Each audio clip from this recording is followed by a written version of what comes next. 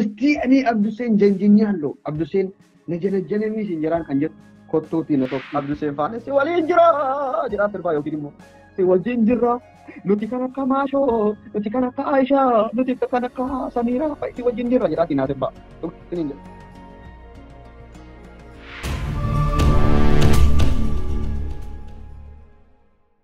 Timmarra qallacha.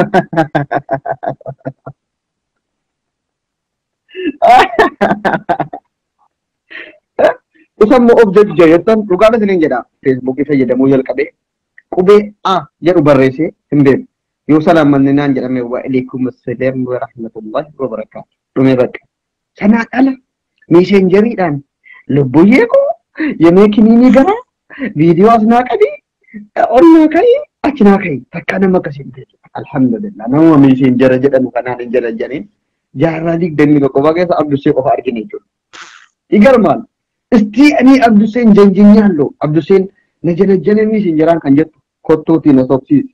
inni tamaamanaallo baraasi nama akkanaa jechuudha. Kabajamoo Doktor Abdusee jaarraa digdamii tokkoffaa zabana uummanni meeseenjeriin halkan sa'aatii 6 hanga sa'a 8 walitti boohu keessa. Yoom si dargine irra nan qabu uummanni gangalatee boohu keessa isaan garuu meeseenjeraanis ta'e ቫይበራንስ ኢሞተካ ስልክ ኮረቱ ገዲ ቡሴም ሊኮን ለምን እኔ የፖለቲካ ሰው ነኝ ዋይ ሲያሳ ሚሴ ፌስቡክ ይርት ዱበቹን አን የሮ ቀባደ ዩ ምን ጅንጀና ዳፍ እንትን ያ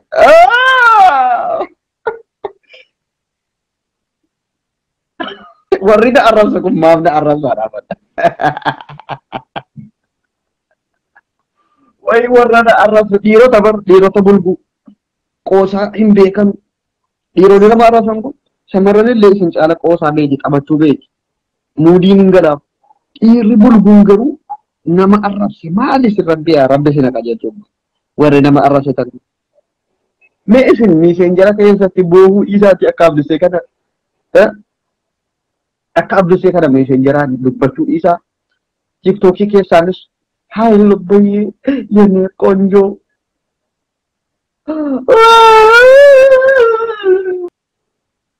Alfat dhugaadha bara meeseenjeraan takkaan tiniga. Warri quba baasaattan Abduseen na janajjaneera jettanii baasaattu moo?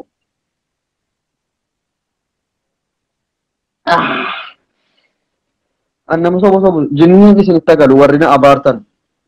maadii taakkalee anchi liju. Akka Abdusee kabajamaa kanaan siifin sirbu yataan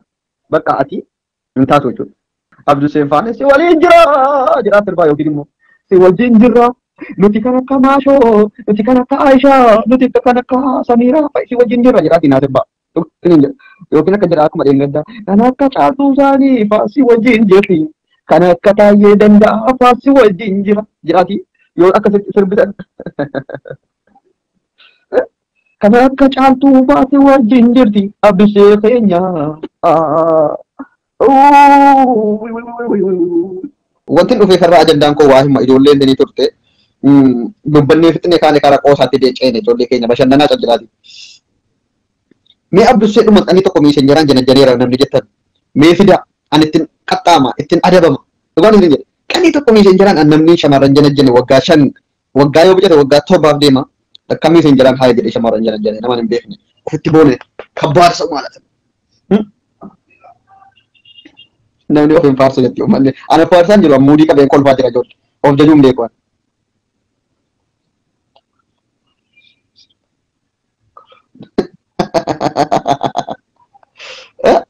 Warra Abdusee qanii tokko meeseenjeraan janajjannee beeknaa jetta kottaa fameen sobsiisaa yookiin koop godhaatii iskiriinshuutii godhaatii maxxansaa.